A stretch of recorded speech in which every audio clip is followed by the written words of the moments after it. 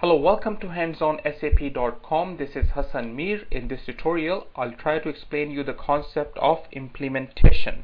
So this is what an implementation process looks like. First, functional consultants tries to find out the business requirement of the client. Once business requirements have been understood, the SAP system is configured accordingly. Then the system is tested. Then the training is provided to the end users who will be using the system, and then you put the system in a production environment, and that part is called a go live. Okay, so let's try to understand the configuration part. So this is a consultant here. Consultants have access to setup screens, and this is a user here. Users have access to end user screens.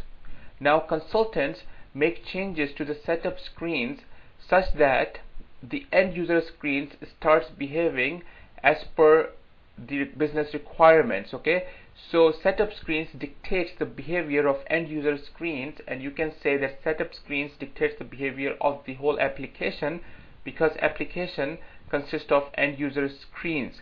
Okay, so having said that, in the configuration part, you enter configuration on setup screens so that SAP application starts working as per business requirements.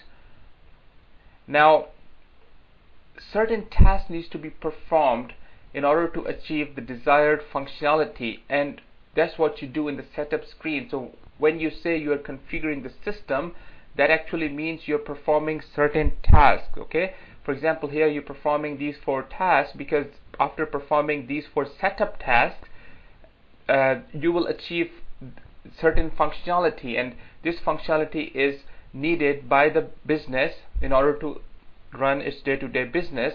This company needs this functionality. Okay, so that's what a configuration is. Configuration is also known as customizations or setup. That's what it is. You perform certain tasks on the setup screen so that application starts behaving in a certain way, or application starts showing certain functionality. Okay, now in order to achieve this functionality, you would perform certain setup tasks. Okay, so you have a target in mind that you want this functionality. For example, you want a functionality of check printing. You want invoices to be entered in a certain way. You want these reports to be run by the user. So these are all examples of functionality. Okay, it could be a report, it could be a screen, or it could be a behavior of certain screen in a certain way, or it could be a program that needs to be run in a certain way. For example, transfer of transaction from one module to the other. That's also an example of a functionality. So you have the target functionality in mind. So in order to achieve those target functionality, you would perform certain setup tasks on the setup screens. Now, what functionality is needed by the system, that is determined under the business requirement stage. So that's what this stage is for, just to understand the business requirement. And this stage could take months to complete, because if the business is complicated, you really need to understand the business requirement. And sometimes business and re-engineering is also performed in this stage, where you say that you're not running business in an industry accepted manner. You need to change your business processes, but the bottom line is that you need to jot down the functionality that is needed by the SAP application. Okay, so that's pretty much it for this tutorial. I wanted to explain you the concept of implementation.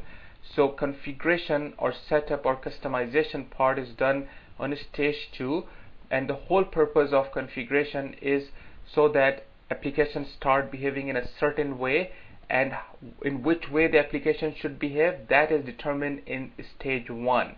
That is, you understand the business requirement. Okay, so once you configure the system, you do the testing, end users do the testing, you train the users, and then the system is put in production. So that's pretty much it for this tutorial, and I see you in the next tutorial.